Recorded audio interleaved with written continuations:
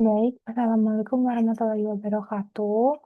Saya Salsabila Rama selaku anggota dari kelompok 4, izin untuk mempresentasikan materi paper kami yaitu strategi bisnis pada PT Sarana Meditama Metropolitan Tbk atau IMC Healthcare. Baik, pertama saya akan menjelaskan latar belakang terlebih dahulu. Jadi globalisasi mendorong dunia usaha termasuk sektor pelayanan kesehatan untuk meningkatkan efisiensi dan juga daya saing melalui strategi bisnis yang tepat. Kemudian PT Sarana Meditama Metropolitan atau IMC Healthcare yang sebagai penyedia layanan kesehatan perlu melakukan analisis strategis terhadap lingkungan internal dan juga eksternal guna menentukan posisi bersaingnya di industri. Oleh sebab itu, penelitian ini bertujuan untuk menganalisis strategi bisnis IMC Healthcare dengan pendekatan IM Matrix dan juga TOS Matrix, serta pemilihan strategi bisnis menggunakan QSPM, juga mengevaluasi kinerja strategisnya melalui kerangka balance scorecard. Tujuan dilakukan penelitian ini adalah yang pertama untuk mengetahui hasil analisis lingkungan internal dan juga eksternal, kemudian yang kedua untuk mengetahui posisi IMC Healthcare berdasarkan matriks IE, kemudian yang ketiga untuk mengetahui strategi bisnis yang dapat diterapkan oleh IMC Healthcare, dan yang terakhir untuk mengetahui strategi balance scorecard. Untuk batasan penelitiannya hanya membahas terkait industri pelayanan kesehatan, khususnya pada rumah sakit. Selanjutnya kita masuk ke kajian teori. Jadi manajemen strategis itu adalah sebuah proses perencanaan, implementasi, dan evaluasi keputusan untuk mencapai tujuan jangka panjang organisasi. Kemudian dalam manajemen strategis ada visi dan misi dalam perusahaan dan dalam penyusunan strategi. Jadi visi itu menggambarkan arah jangka panjang yang ingin dicapai, sedangkan misi menjelaskan alasan keberadaan organisasi dan aktivitas utama yang dijalankan. Kemudian dalam proses manajemen strategis, langkah awalnya itu dimulai dengan the input stage, yaitu adalah sebuah proses yang fokus pada pengumpulan informasi internal dan juga eksternal. Jadi analisis pada tahap ini mencangkup kekuatan, kelemahan, peluang, dan juga ancaman. Kemudian selanjutnya untuk analisis lingkungan eksternal, kita bisa melakukan analisis PESTEL atau Porter's Five Forces Framework.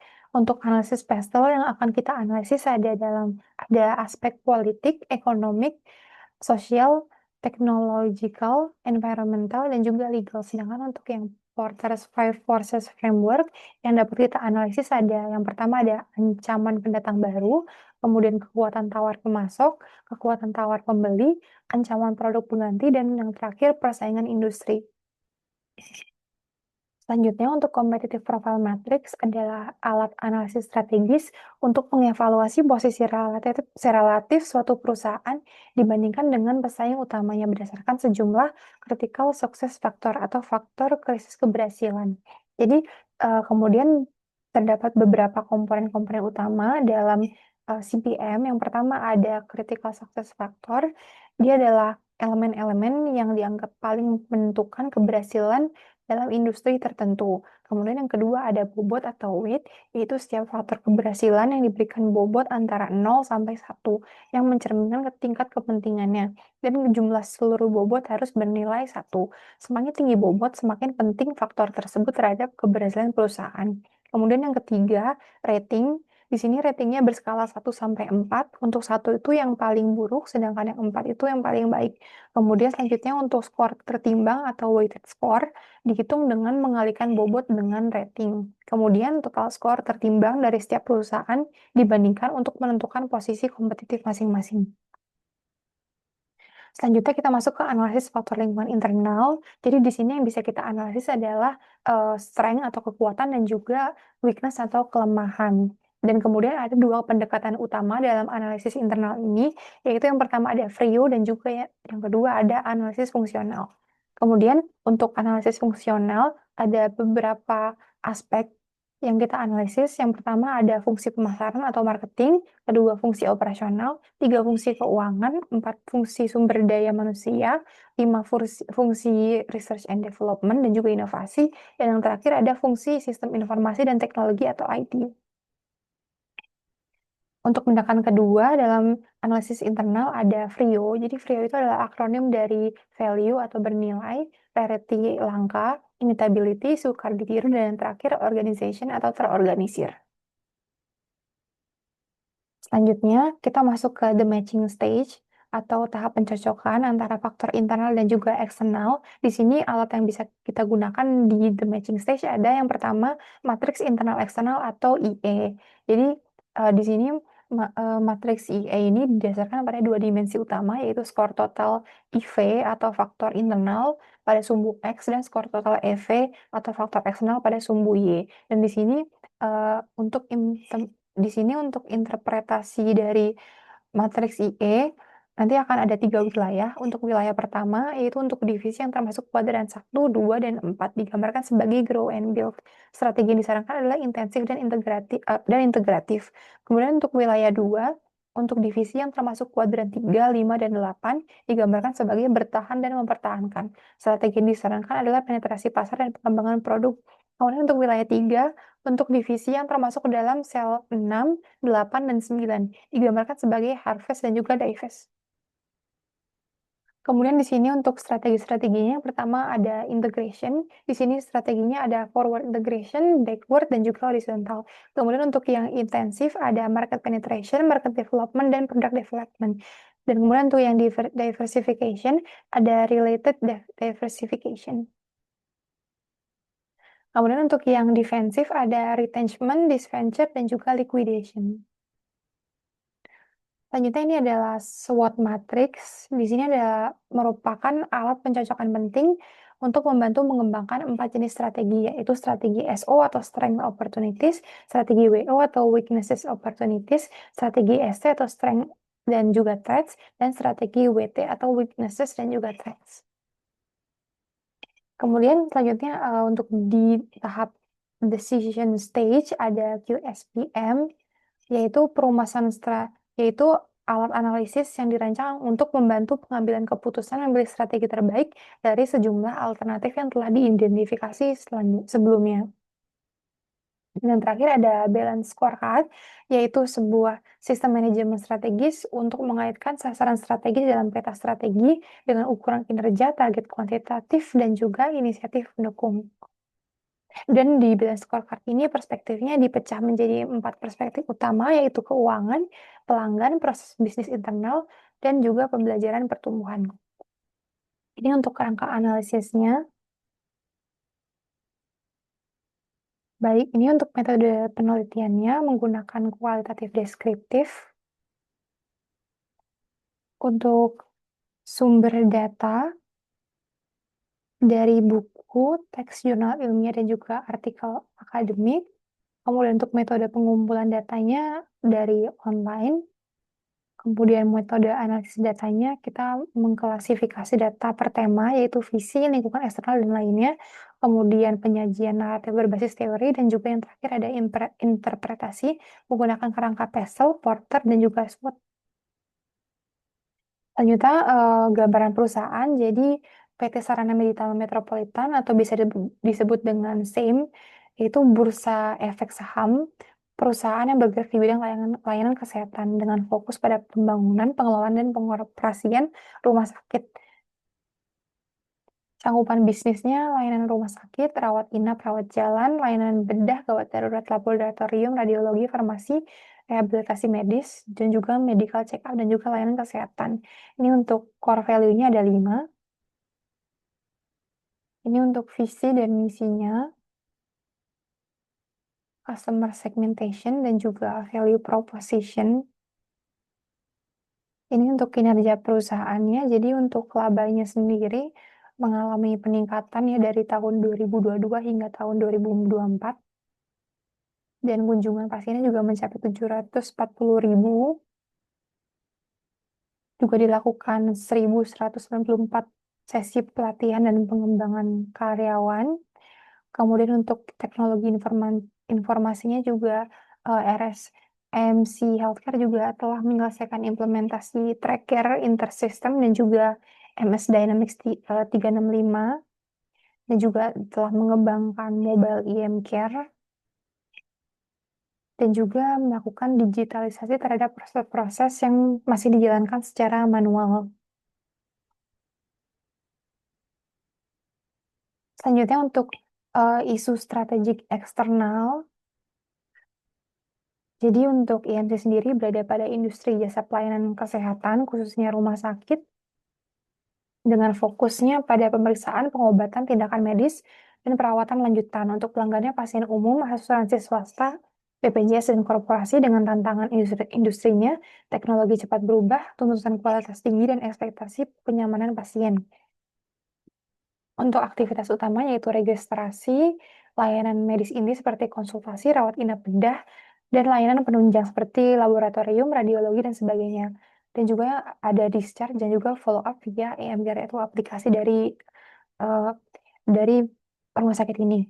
Kemudian untuk aktivitas pendukungnya ada pengembangan teknologi digital, EMCare atau track care, manajemen SDM profesional, infrastruktur modern dan standar mutu tinggi, dan pengelolaan administrasi dan strategi pusat dan cabang. Berikut merupakan analisis opportunities dan juga threats, yaitu analisis EV matrix.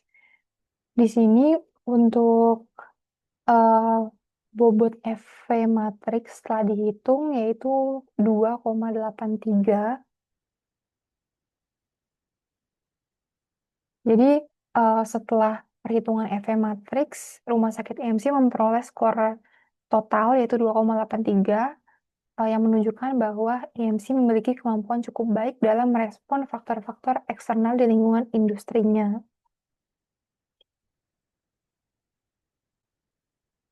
Kemudian selanjutnya kita masuk ke isu strategik internal. Di sini dilakukan analisis CPM dan di sini EMC memperoleh nilai 2,95, sedangkan nilai tertinggi jatuh kepada Silom yaitu 3,7, disusul dengan Mayapada dan kemudian Mitra Keluarga, dan yang terakhir ada Hermina dengan skor 2,75.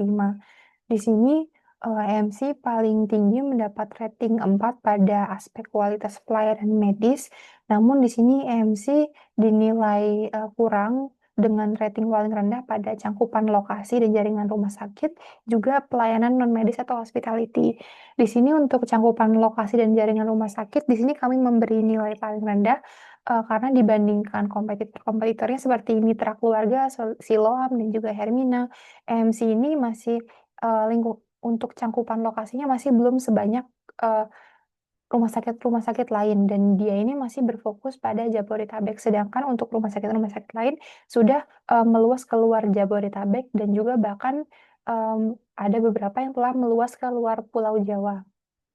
Kemudian di sini juga untuk pelayanan medisnya atau hospitality-nya juga kami beri rating 2 karena dia ini masih perlu perbaikan dalam pelayanan non-medisnya seperti pada pelayanan pada pengambilan obat atau farmasi yang berdasarkan review dari konsumen itu masih terbilang lama untuk prosesnya, kemudian untuk keramahan dan juga kesigapan staf dan juga tenaga medisnya masih kurang berdasarkan beberapa review dari pelanggan yang kami cantumkan juga pada lampiran pada paper.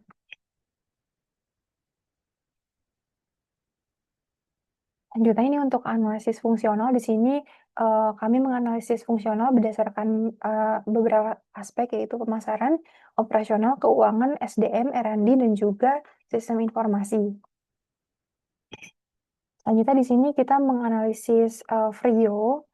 Jadi di sini untuk sustainable competitive advantage atau yang diunggulkan adalah kualitas pelayanan medisnya. Kemudian untuk competitive disadvantage-nya ada keterjangkauan harga karena RSM EMC ini masih terbilang cukup mahal. Kemudian untuk selanjutnya untuk competitive disadvantage-nya ada cangkupan lokasi dan juga jaringan. Selanjutnya kita melakukan analisis EV matrix, yaitu analisis strength dan juga weakness. Dan di sini dapatkan kalau analisis EV matrix-nya bertotal 3,2. Skor 3,2 ini menunjukkan bahwa strategi perusahaan yang secara efektif telah memanfaatkan kekuatan internal yang dimiliki serta meminimalkan kelemahan-kelemahan yang ada. Selanjutnya kita membuat formulasi strategi bisnis yaitu sasaran strategik 3 tahun mendatang. Ada yang pertama meningkatkan kepuasan dan loyalitas pasien, kemudian kedua mengoptimalkan proses layanan berbasis teknologi, yang ketiga memperluas jaringan rumah sakit, yang keempat meningkatkan kompetensi SDM dan budaya patient centric atau berfokus dan berorientasi pada pasien, kemudian yang terakhir membangun dan memperluas kerjasama dengan asuransi dan pemerintah.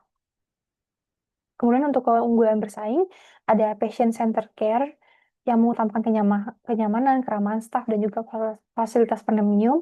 Yang kedua ada inovasi teknologi digital. Yang ketiga ada reputasi dan akreditasi internasional pada beberapa rumah sakit cabang pada IMC, yaitu sertifikasi GCI. Yang keempat ada lokasi strategis, yaitu di area urban Jabodetabek. Yang kelima ada dukungan grup MTech untuk pendanaan stabil juga ekosistem digital, dan terakhir ada keunggulan kompetitif berkelanjutan atau kombinasi teknologi, mutu layanan, dan juga strategi jaringan. Ini untuk IE matriksnya, jadi berdasarkan perhitungan EV dan juga IV. Untuk EV dan IV bertemu pada kuadran 4, sehingga alternatif, sehingga dikategorikan sebagai perusahaan yang grow dan juga build, yang fokus utamanya untuk tumbuh dan mengembangkan kekuatan. Sehingga alternatif strategi yang dapat digunakan adalah intensif. Nah, strategi intensif ini diimplementasikan dengan 3 cara, yaitu market penetration, development, dan juga product development.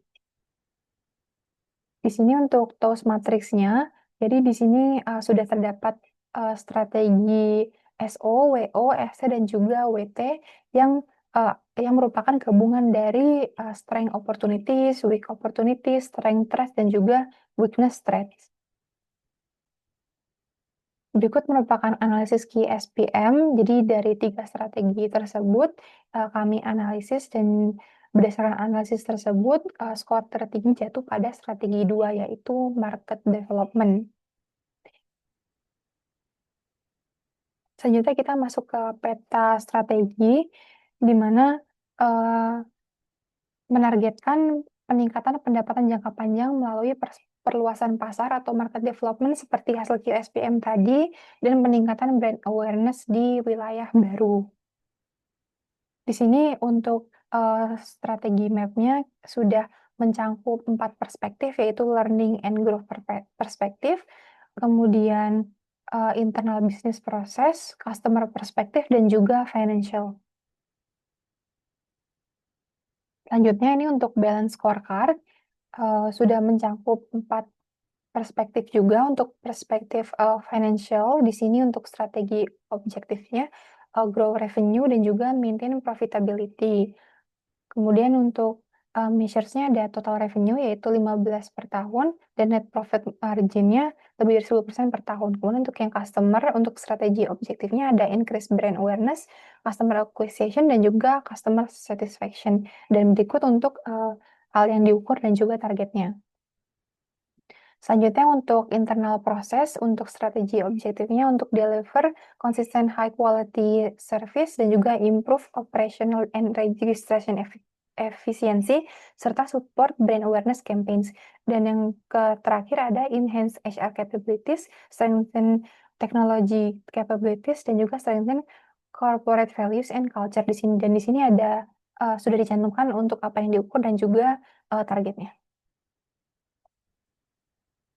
Baik, selanjutnya untuk kesimpulan, jadi penelitian ini menunjukkan bahwa strategi bisnis EMC Healthcare telah dirancang melalui analisis IV, FV, dan juga BSC. Kemudian EMC berhasil memanfaatkan peluang eksternal seperti digitalisasi layanan dan sebagainya, meskipun masih perlu mengatasi tantangan seperti regulasi yang berubah-ubah, penurunan kelas menengah, dan ketergantungan pada BPJS serta tenaga spesialis.